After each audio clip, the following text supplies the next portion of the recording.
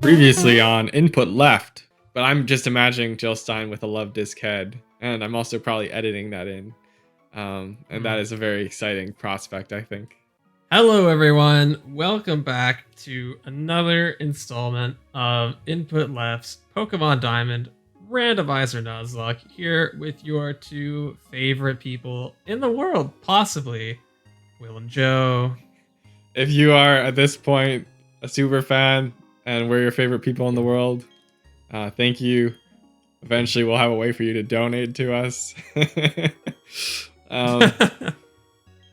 Very, very excited.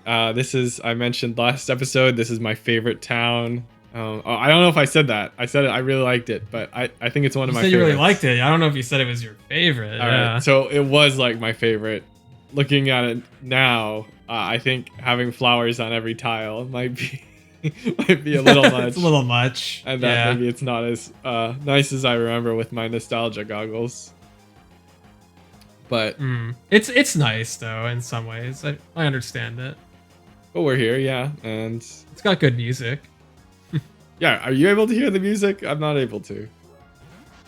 I'm able to hear the music just fine. Okay, I'm sorry, great. I didn't realize. Maybe I'll check the settings to see if you can, because you normally can hear it, right? I don't think I could hear it last episode. To be honest, I just don't think. Well, not about. I just mean like in general, like in previous sessions. In previous sessions, I think. Sure. Well, we'll look into that off screen. Well, yeah, whatever.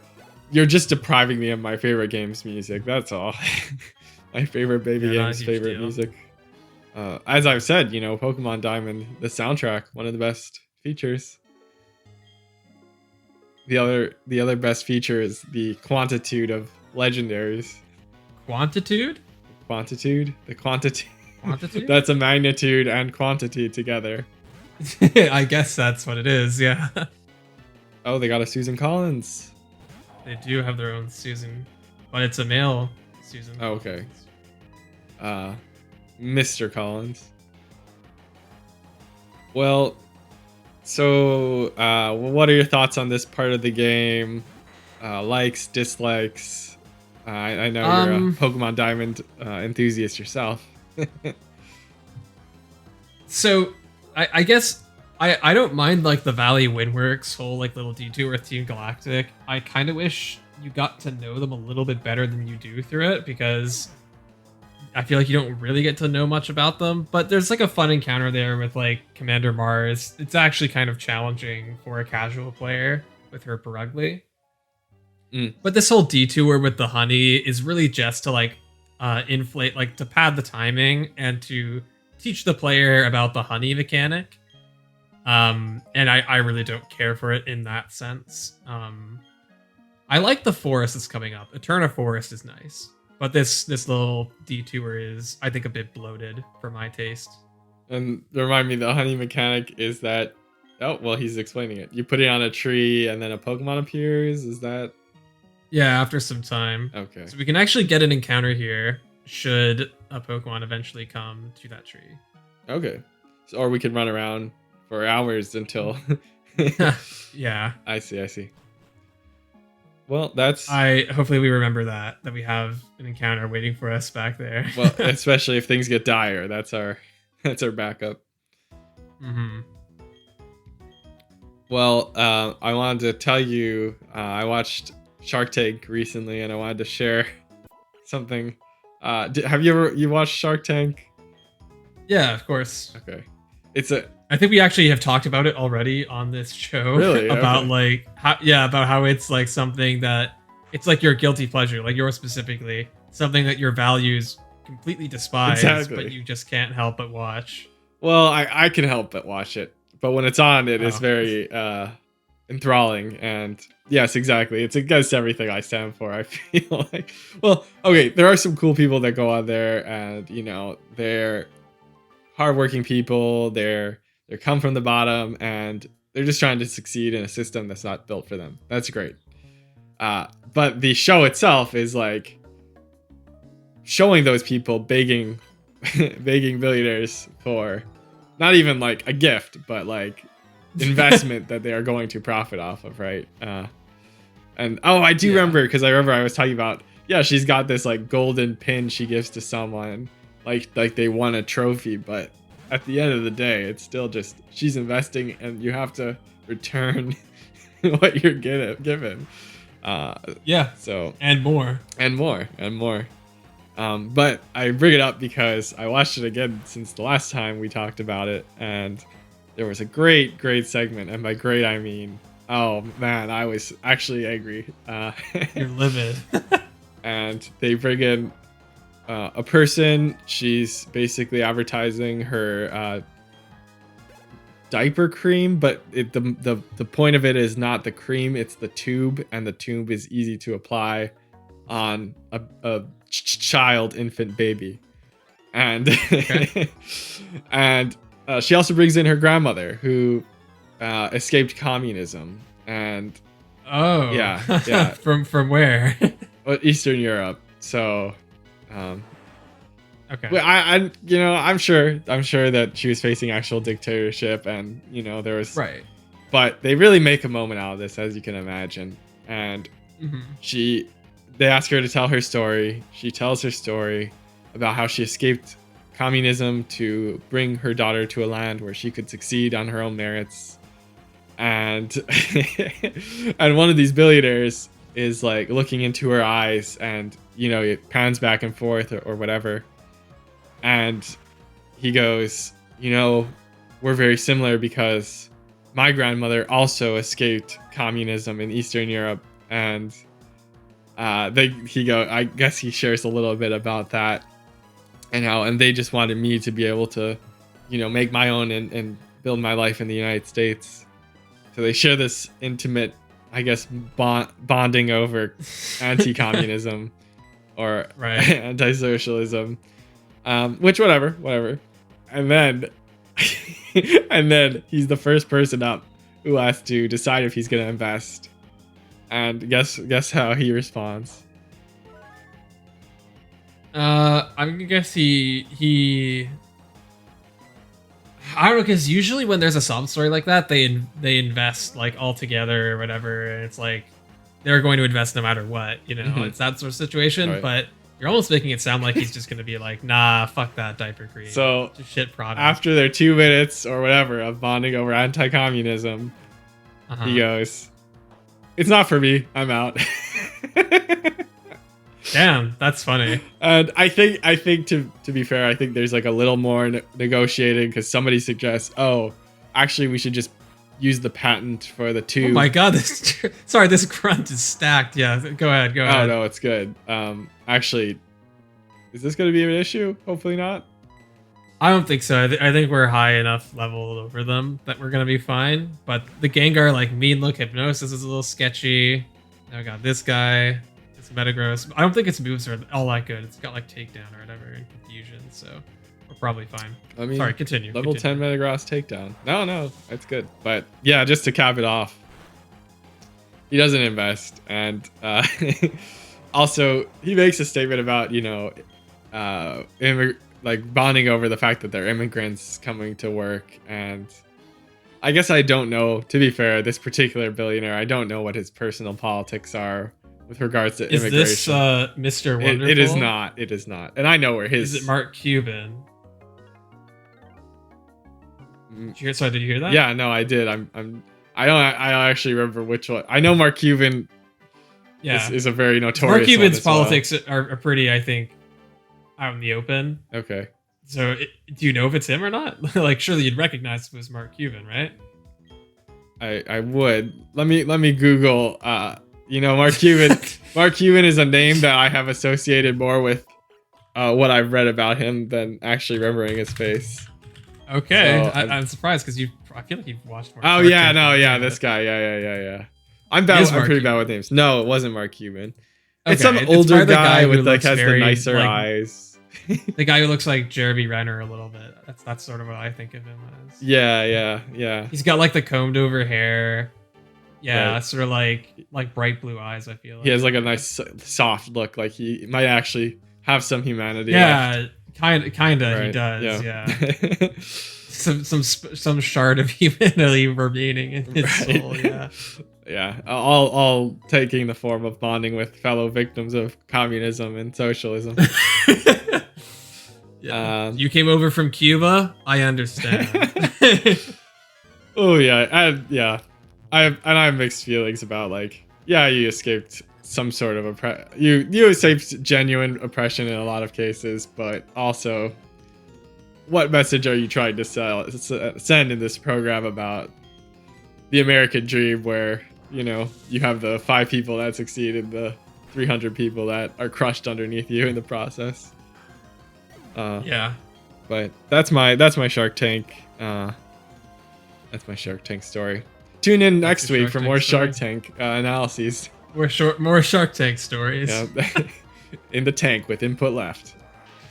Maybe that's another show on input left we can start. Is I'll do live reaction and commentary on Shark Tank episodes.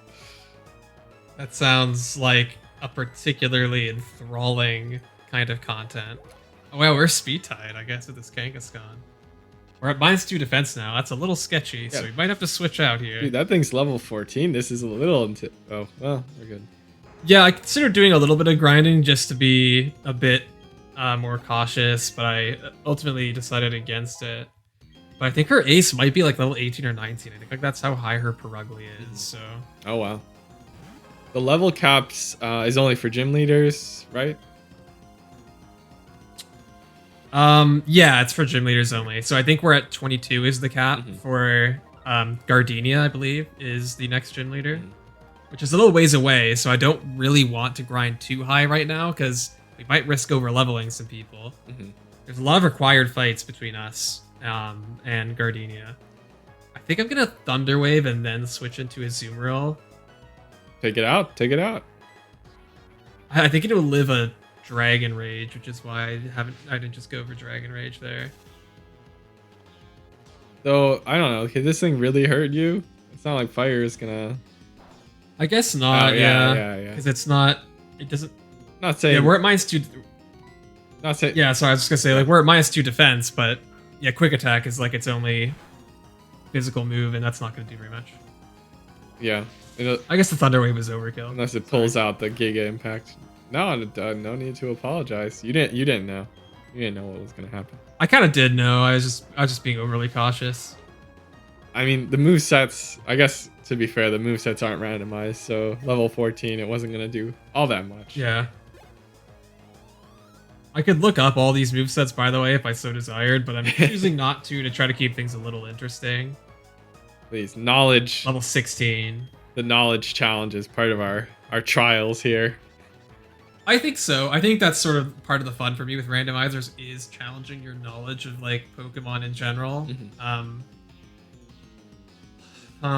This Blastoise, I feel like tackle. It might have headbutt if it do a lot.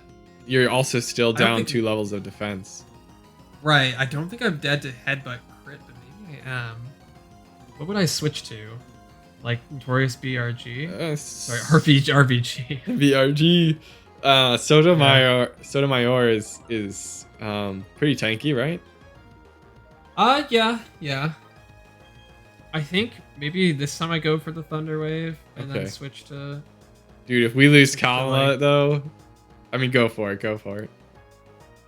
That's true. It is a big risk if we get, like, Headbutt crit or something. What are the odds? I think go for it. It'll make for more exciting content if we lose Kamala. No, because you know what? We don't need Thunder Wave. We don't need it to be paralyzed to take it down. Is my rationale here. No, that's true. You just really like Thunder Wave, I think. Yeah. Okay, it's only went for Water Gun anyways. I hope RBG has a good special. Really like okay, good. Yeah, it should be fine here. I think Nightshade's going to do more damage than Astonish. Yeah, especially if it's going to withdraw. Great. All right, lay down the law. Blastoise is unconstitutional. Yeah, exactly. Give him the old 5-4 decision. Blastoise is exercising its Second Amendment rights there with those with the cannons on its back. Someone had a really fun time designing the original Blastoise and saying, "What if we had a turtle with guns?" Yeah. Like, this is a borderline Digimon kind of design. Oh yeah, oh yeah. Those are not bones. Those are just guns. No, they are straight up guns. Yeah, it'd actually be kind of cool if they were made of bone, but I think they're supposed to be made of like straight up metal. Well, it is a shell, so it might not be part of his body, right? Could just be he's occupying it. I guess that's true. Yeah, I didn't think about that. I don't know. That's how turtles work, I think. But they'd have to be connected to like some sort of like part of its body that pumps out the water, right? Yeah, yeah. So do you think that like Blastoise on its back has like these two like sort of orifices that it hooks up its like cannons to internally? Right, like and it blasts water. It's more like Typhlosion than it is, you know? Exactly. It just directs them through the cannon. Well, it's more like exactly. And it's like a double whale effect. So you've actually got two. What is that on top of a whale called again? The blowhole. The blowhole, yeah. Two it's got like two blowholes. Oh, that is disgusting. Oh, it's kind of disgusting. Yeah. I hate thinking about that. I imagine they have like little teeth too. Oh no! Why would you do that? They're like cuttlefish. Just why would you say that? Well, now I can edit in a horrifying. Oh no! Blastoise blowhole.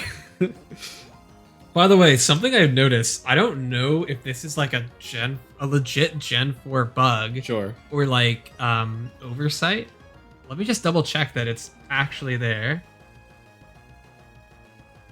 Well, are you gonna say what it is? Yeah. Okay. Okay, never mind. I thought that they misspelled Encore. It almost looked like Encore was spelled Enocre, but it's just that the C looks a lot like an O. I mean, that font, that OC on the font there is actually like impossible to read if you don't know what it says. It looks like Anor or something, yeah. Like, they're clearly different. They're not the same letter, but at a glance, it's kind of unclear. All right.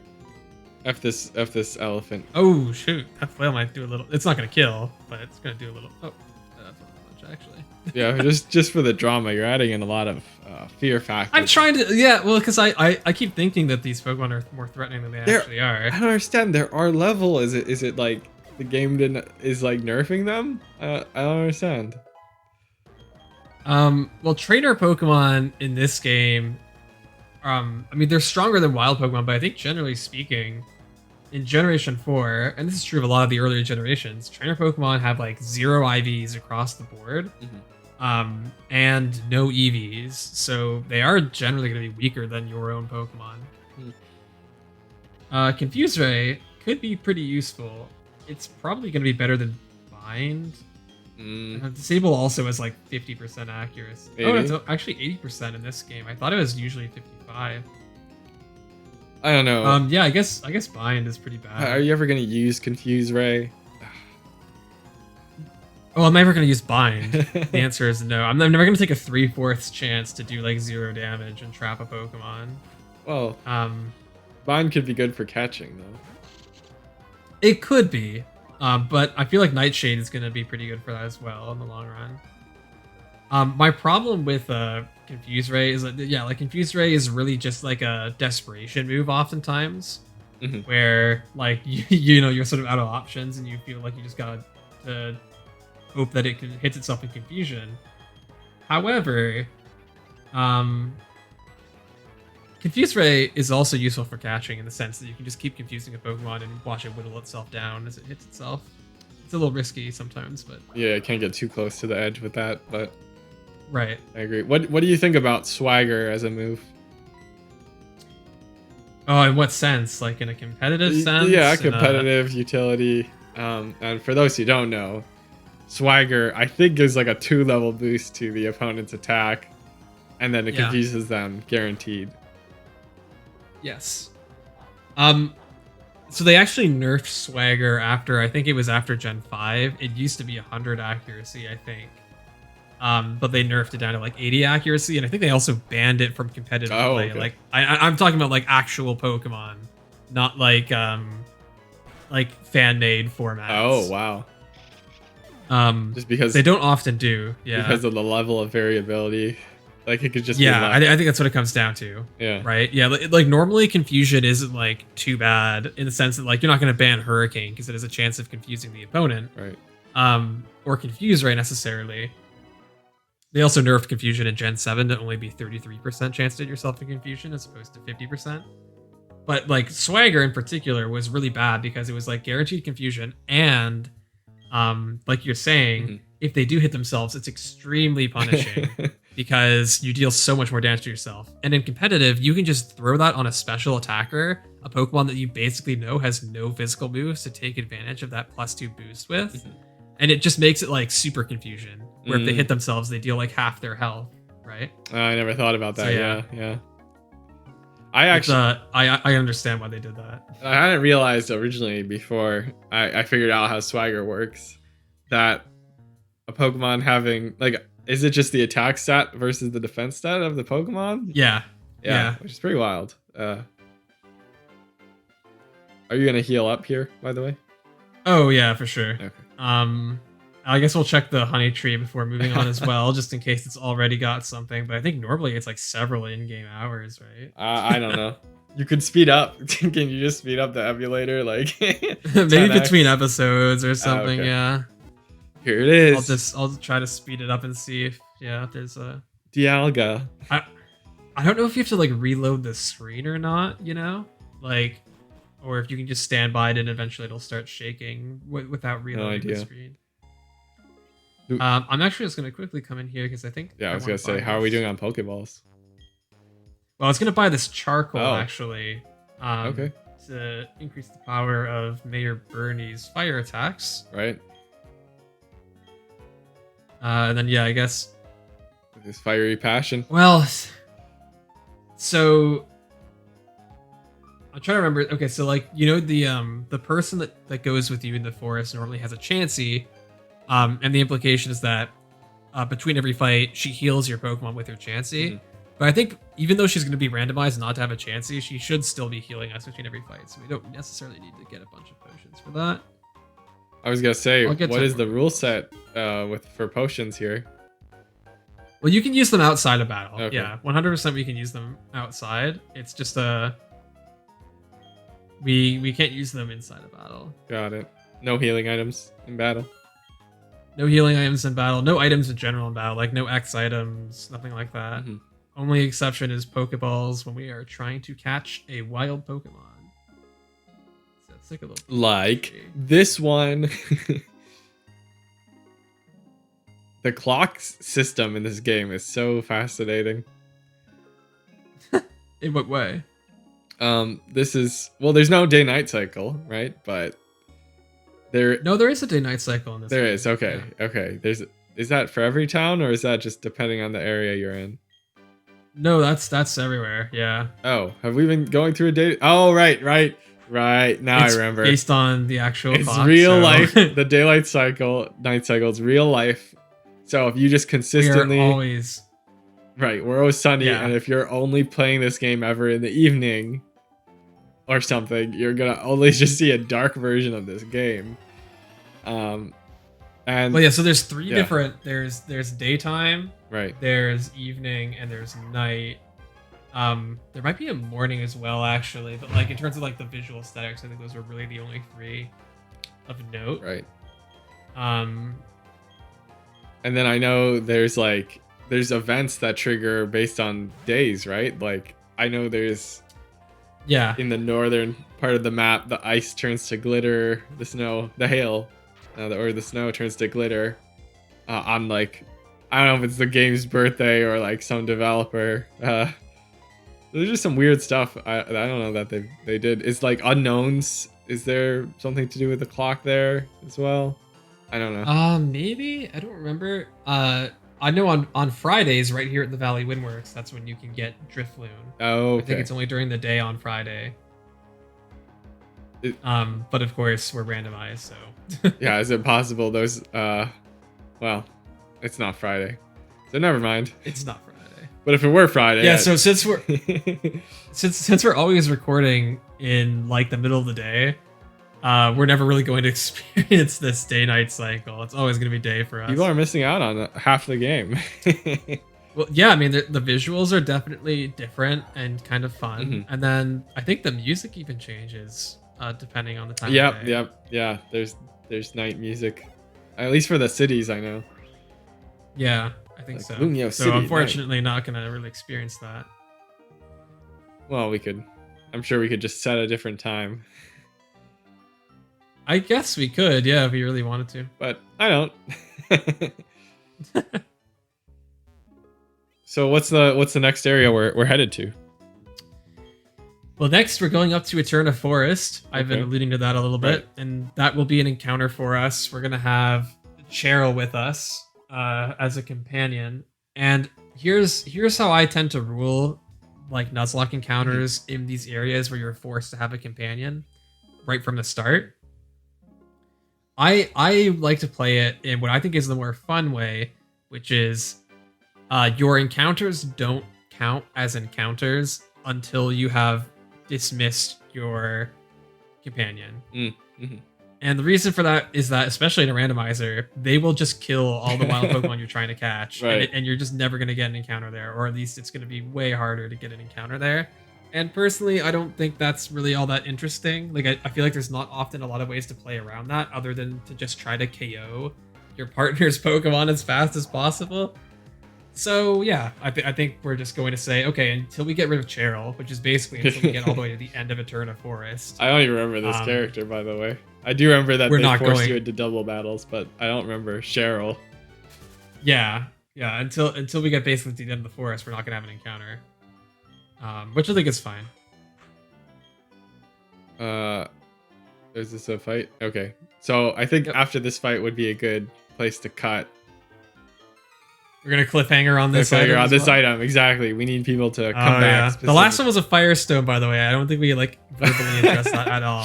We got It wasn't that we interesting. got so into it, but hopefully everyone caught it. Oh yeah, super cool Firestone. Dude, I love Vulpix though. Yeah. Yeah. Saw both Vulpix and Ninetales. Ninetales in this. I don't this actually episode. care for Ninetales.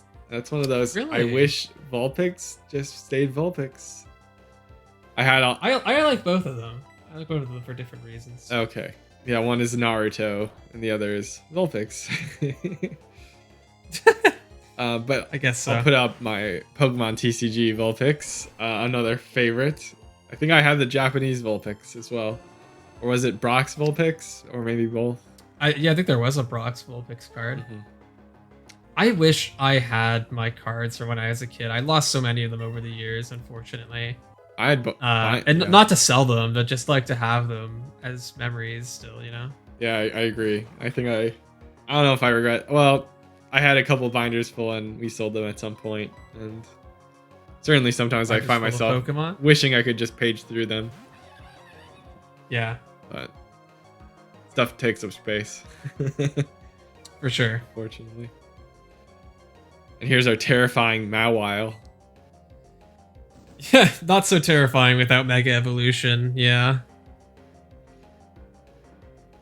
Nice crit from Bernie. Always, always, Charcoal boosted. Always crit, crit. Spitting fire. always criticizing True. the American economic system, Among other things. among, yeah. Well, not many other things. That's kind of his shtick, but His niche. yeah, his exactly. We'll start talking about healthy foods and without any class emphasis, and someone will very upset that he's just going off script. He's gonna do it Michelle Obama style. Eat your greens, kid. Wait, how does he? We need to eat your greens. Broccoli for everybody. The top 1% of healthy food is Yeah. healthier than the bottom 90% of unhealthy Top food. 1% of high fructose corn syrup causes 99% of the diabetes. So somehow that turned into a little bit of Obama emphasis, but that's okay. How is it we live in a country where our schools' food for lunch programs is so unhealthy? Exactly. How is it? Pizza. Chatot. Are you a Chatot fan? Do you like the sort of unique little gimmick it has? Oh, the recording on the DS. Oh, you're reminding me. yeah. It reminded me of that horrible experience of blowing into the DS. I think it's a cute idea. I'm pretty sure it has never been replicated in its like any of its future appearances. They never tried to do it again because it kind of didn't work. Oh man, there were so many games that like I didn't realize you had to blow into the DS or how that worked or why it works. Even on the Wii U, they brought that back for a few games, like Captain Toad's Treasure Tracker, and I was like, I feel like we kind of already, milked that for everything it was worth. Do we need to have more of it? All right, we have a cliffhanger here. That item could be anything. Could be a wonderful rare candy, or could be a mystery plate. Could be like an orange barrier. Well, maybe not. Yeah. Well, we'll find out in the next episode. Right. Stay tuned. Input left. Subscribe.